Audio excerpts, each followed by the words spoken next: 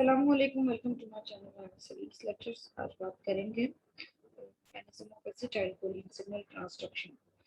Previous lecture में हमने discuss किया था neurotransmission of acetylcholine and after that we have discussed about locations of muscarinic receptor. और आज का जो टॉपिक है हमारा, इसमें ये देखना है कि जो हमने प्रीवियस लेक्चर में लोकेशंस वगैरह डिस्कस की थी, अब इंडिविजुअली उन 5 टाइप की, जैसे कि मैंने बताया था कि 2 तरह के कोलिनर्जिक रिसेप्टर होते हैं, मस्करेनिक रिसेप्टर और निकोटिनिक रिसेप्टर। और फिर बताया था कि मस्करेनिक रिसेप्टर जो होते हैं उनकी फर्दर 5 टाइप्स होती हैं, और निकोटिनिक रिसेप्टर जो होते हैं उनकी भी 2 टाइप्स होती हैं, न्यूरोमस्कुलर और ऑटोनॉमिक नर्वस सिस्टम में पेरिफेरी में जो इन्वॉल्व होते हैं, न्यूरॉन टू न्यूरॉन कनेक्शन जिनका होता है। तो आज जो डिस्कस करेंगे वो हम इन टाइप्स को डिस्कस करेंगे। ठीक है, स्टार्ट करते हैं। चैनल को सब्सक्राइब जरूर करिएगा, कोई कंफ्यूजन हो तो आप कमेंट कर सकते हैं। देखिए, जैसे कि डिस्कस किया गया कि ऐसे न्यूरॉन जो इंफॉर्मेशन को ट्रांसफर करने के लिए डिपेंड करते हों एसिटाइलकोलिन न्यूरोट्रांसमीटर में, तो उन न्यूरॉन्स को हम कोलिनर्जिक न्यूरॉन कह देते हैं। अब हम उन्हीं न्यूरॉन्स की बात कर रहे हैं, और आपको मालूम है कि लेट सपोज यहाँ मैं डायग्राम बना रही हूँ, ये न्यूरॉन इंफॉर्मेशन फ्लो करता हुआ है और यहाँ पे ये इसका टर्मिनल साइट है, साइनेप्टिक रीजन है। ठीक है, तो होता क्या है, जैसे कि आपने प्रीवियस लेक्चर में स्टडी किया, कुछ वेसिकल्स होती हैं जो कि न्यूरोट्रांसमीटर कंटेन करती हैं, जैसे कि लास्ट लेक्चर में एग्जांपल दी गई थी एसिटाइलकोलिन की। तो अब इस एसिटाइलकोलिन ने क्या करना है, यहाँ ये मेम्ब्रेन के करीब आएंगे एंड देन रिलीज हो जाते हैं, और जो यहाँ पे पोस्ट साइनेप्टिक रिसेप्टर्स हैं, यहाँ पे जो मौजूद होते हैं रिसेप्टर की, पोस्ट साइनेप्टिक रिसेप्टर कहलाते हैं। पोस्ट साइनेप्टिक रीजन एक्चुअली होता है, और यहाँ पे रिसेप्टर क्या करते हैं, इन न्यूरोट्रांसमीटर को यहाँ पे जाके ये बाइंड करेंगे, और जो भी अपना बायोलॉजिकल इफेक्ट होगा उसको ये प्रोड्यूस करेंगे। कुछ मैंने बताया था कि एसिटाइलकोलिन की जो वेसिकल्स होती हैं, इसमें से एसिटाइलकोलिन निकलते हैं, और वो एसिटाइलकोलिन यहाँ वापस इस प्री सिनेप्टिक रीजन से बाइंड कर जाते हैं। ये क्यों बाइंड कर रहे हैं? इन्होंने फर्स्ट वन में तो बायोलॉजिकल इफेक्ट प्रोड्यूस कर देना है, और सेकंड जो वापस जाकर उससे बाइंड कर गए, फिर वो नेगेटिव फीडबैक सिस्टम शुरू करेंगे, जिसकी वजह से एसिटाइलकोलिन की सिक्रीशन को इनहिबिट किया जाएगा, स्टॉप किया जाएगा। थर्ड क्या बताया था कि डिग्रेडेशन होती है, और ये कोलिन मॉलिक्यूल अलग हो जाएगा, एसिटेट अलग हो जाएगा, जो कि वापस कोलिन रिसाइक्लिंग के लिए चला जाता है। तो अब आप सपोज कर लीजिए कि यहाँ जो रिसेप्टर हैं वो मस्करेनिक रिसेप्टर होंगे। ठीक है, अब ये मस्करेनिक रिसेप्टर जो है, इनकी 5 टाइप अभी आपने डिस्कस किए हैं कि M1, M2, M3, M4 and M5 होती हैं। 5 में से जो 3 M1, M2 एंड M3 ये फंक्शनली बहुत ज्यादा करेक्टराइज्ड हैं और अंडरस्टूड हैं, जबकि जो M4 और M5 है वो स्टिल अभी तक उन पे रिसर्च हो रही है। तो डेटा हमारे पास ज्यादा जो है वो डिस्कस करने के लिए M1 to M3 का है। M1 और M3 इनकी पहले बात करते हैं। M1 M3 होते कहाँ कहाँ पे ये रिसेप्टर? देखिए, M1 M3 रिसेप्टर पाए कहाँ जाते हैं? GI ट्रैक्ट में, स्मूथ मसल्स में, ऑर्गन्स, स्मूथ ऑर्गन जहाँ पे भी स्मूथ लाइनिंग होगी, स्मूथ सेल होंगे, और एक्सोक्राइन ग्लैंड जैसे स्वेट ग्लैंड हो गया है, और इसके अलावा सैलरी ग्लैंड होते हैं, और ये ब्लैडर में पाए जाते हैं। तो M1 और M3 की जो लोकेशन है वो इन जगहों पे है, जबकि M2 जो है वो पाया जाता है कार्डिक और स्मूथ मसल। आपको सिंपैथेटिक पैरासिम्पैथेटिक नर्वस सिस्टम अगर याद हो, तो मैंने बताया था कि जो पैरासिम्पैथेटिक होता है उसमें जो 2 गैंग्लियन पार्टिसिपेट करते हैं, 2 pre and post ganglion nerve cell participate करते हैं। वो जो प्री गैंग्लियोनिक नर्व और जो पोस्ट गैंग्लियोनिक नर्व जो मैंने बताए थे, वो दोनों के दोनों डिपेंड करते थे किस पे? एसिटाइलकोलिन पे डिपेंड करते थे। तो इसका मतलब यहाँ पे ये वो रिसेप्टर उनके साथ कंबाइंड होते थे जो इसी कैटेगरी के अंदर आते हैं। इसका मतलब अभी जो हमारा मेन टारगेट है, जो हम भी कवर कर रहे हैं, वो पैरासिम्पैथेटिक वाली साइड को कवर कर रहे हैं, क्योंकि ये रिसेप्टर तकरीबन इन्हीं लोकेशंस पे लोकेट करते हैं। तो अब होता क्या है, अब होता ये है कि जैसे भी कोई सिग्नल आएगा, लेट सपोज एसिटाइलकोलिन आया और उसने आकर के ये सारा मैकेनिज्म एक्टिवेट कर दिया। अब यहाँ जो मस्कुलिन रिसेप्टर होंगे M1 एंड M3, वो इन जगहों पे होंगे, वो एक्टिवेट हो जाएंगे। और वो एक्टिवेट होते क्या करेंगे, बायोलॉजिकल रिस्पॉन्स प्रोड्यूस करेंगे। बायोलॉजिकल रिस्पॉन्स किस तरीके से प्रोड्यूस होगा, बायोलॉजिकल रिस्पॉन्स कुछ ऐसे प्रोड्यूस होगा कि ये इनकी जो बाइंडिंग होगी वो जी प्रोटीन को एक्टिवेट कर देगी। अब आपको जी कपल प्रोटीन का मैकेनिज्म मालूम होगा, अगर नहीं मालूम तो बायोकेमिस्ट्री के लेक्चर्स अपलोडेड हैं, वहां से आप इसको सुन सकते हैं, डिस्क्रिप्शन में लिंक अवेलेबल है। होता ये है कि जैसे ही एसिटाइलकोलिन आके इस रिसेप्टर से बाइंड करेगा तो बायोलॉजिकल इफेक्ट प्रोड्यूस हो जाएगा और एक कंफर्मेशन चेंज होगा। जी प्रोटीन जो एक्टिवेट होगी, कौन सी जी प्रोटीन होती है, जी प्रोटीन की तो बहुत सारे टाइप्स होती हैं, कौन सी जी प्रोटीन रोल प्ले करती है और पार्टिसिपेट करती है, वो जो M1 और M3 के थ्रू एक्टिवेट हो, मतलब इन रिसेप्टर्स में वो अंदर पाई जा रही है और एक्टिवेट हो जाती है, वो कहलाती है जी क्यू प्रोटीन। ठीक है, अब ये जी क्यू प्रोटीन एक्टिवेट होने के बाद क्या करती है, actually G Q protein activate होने के बाद पूरा मैकेनिज्म होता है एक उसकी तरफ लीड करती है, और कौन सा मैकेनिज्म होता है, इस जी क्यू प्रोटीन ने फर्दर एक्टिवेट कर देना है फॉस्फोलाइपेज सी को, एंजाइम है दैट इज फॉस्फोलाइपेज सी।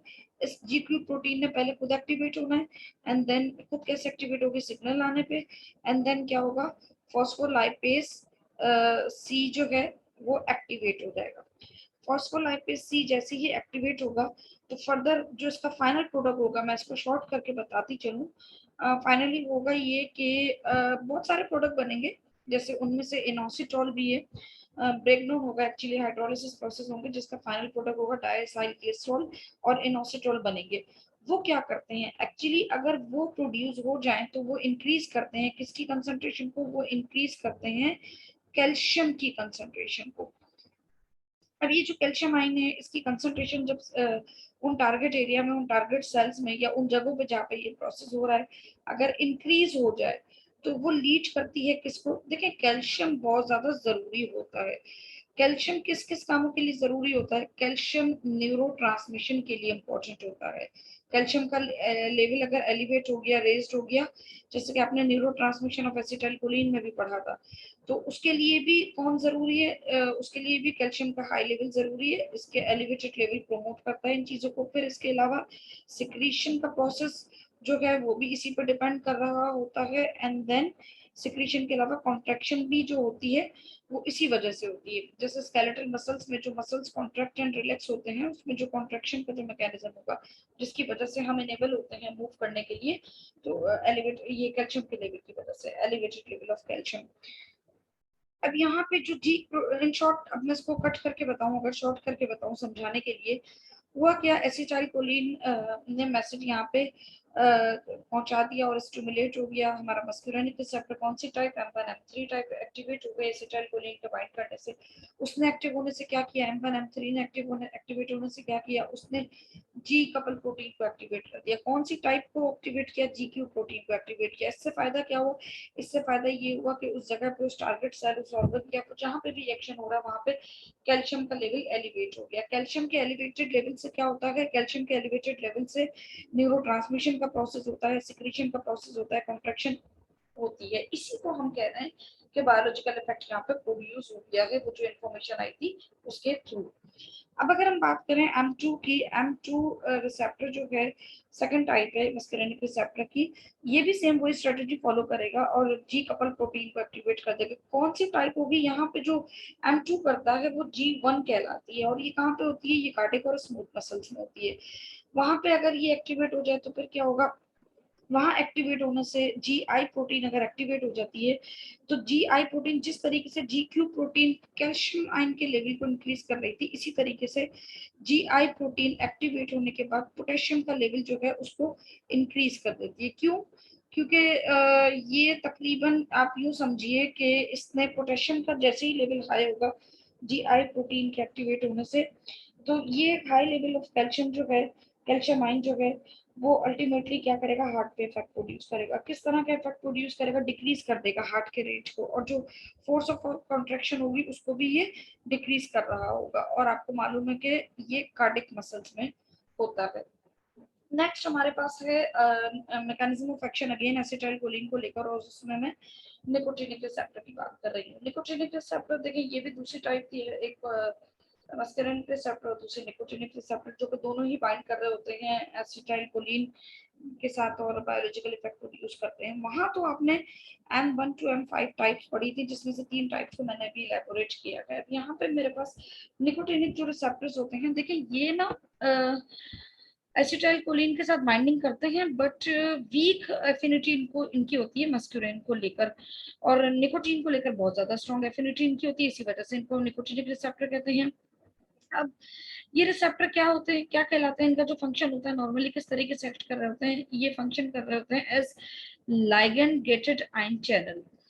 कैसे, इसका मतलब क्या हुआ, देखिए पहले तो इस चीज को समझिएगा कि निकोटिनिक रिसेप्टर जो होते हैं ना, ये 2 तरह के होते हैं, जिसको हम एन और न्यूरॉन टू न्यूरॉन जंक्शन हो रहा है, और ये न्यूरॉन टू मस्कुलर जंक्शन हो रहा है। न्यूरॉन टू मस्कुलर जंक्शन मतलब ये कोई न्यूरॉन आया और ये इसकी सेल बॉडी है और ये इसकी टर्मिनल साइट है, और ये किसके साथ, यहाँ पे कोई भी जो भी इसका टारगेट है, जो भी इफेक्टर होगा ना, वो कोई मसल होगा। ठीक है, लेट सपोज कर लीजिए इसको, ये सपोज ये स्केलेटल मसल्स है। ठीक है, अब यहाँ पे क्या होगा, यहाँ कुछ इस तरीके से सुनहरी होगा कि एक न्यूरॉन एंड देन ये दूसरे न्यूरॉन के साथ एक यहाँ पे जंक्शन बना रहा होगा। ठीक है, न्यूरॉन टू न्यूरॉन कनेक्शन होगा। होता क्या है, जैसे ही एसिटाइल कोलिन, सेम वो स्ट्रेटजी है, जैसे ही एसिटाइल कोलिन आएगा और ये एक्टिवेट हो जाएगा और मैसेज यहाँ तक पहुंचाएगा, तो अब जब यहाँ पे टारगेट पे रिसेप्टर होंगे, वो कौन से रिसेप्टर हैं, वो न्यूरोमस्कुलर जंक्शन पे पाए जा रहे हैं, और वो निकोटिनिक रिसेप्टर हैं। ये कौन से टाइप है, निकोटिनिक की NM टाइप है। अब वो एक्टिवेट हो जाएंगे और बायोलॉजिकल रिस्पॉन्स प्रोड्यूस करेंगे। तो ये एक्टिवेट होने के बाद बायोलॉजिकल रिस्पॉन्स कैसे प्रोड्यूस करते हैं, पिछले टॉपिक में आपने स्टडी किया कि उसमें GQ प्रोटीन और GI प्रोटीन एक्टिवेट होती है, जो कि कैल्शियम को और पोटेशियम के लेवल को इंक्रीज करती है। यहाँ क्या हो रहा है, यहाँ ये हो रहा है कि जो मैसेज जब आ जाएगा, बायोलॉजिकल इफेक्ट जब प्रोड्यूस होगा, तो यहाँ पे इंक्रीज किया जाएगा किसको, सोडियम के लेवल को, सोडियम आयन यहाँ पे इंक्रीज हो जाएगा, क्योंकि ये लाइगेंड गेटेड आयन चैनल के अकॉर्डिंग काम कर रहे होते हैं। तो यहाँ पे सोडियम आयन की कंसंट्रेशन जो है, वो एंट्री जो है इसके चैनल जो ओपन हो जाएंगे सेल के अंदर, सोडियम आयन की कंसंट्रेशन जो है वो ज्यादा हो जाएगी, और जिसके रिजल्ट में क्या होगा, डीपोलराइजेशन का प्रोसेस होगा, और जो भी बायोलॉजिकल इफेक्ट है वो प्रोड्यूस कर दिया जाएगा। Thank you so much for listening. मेरे चैनल को सब्सक्राइब जरूर करिएगा।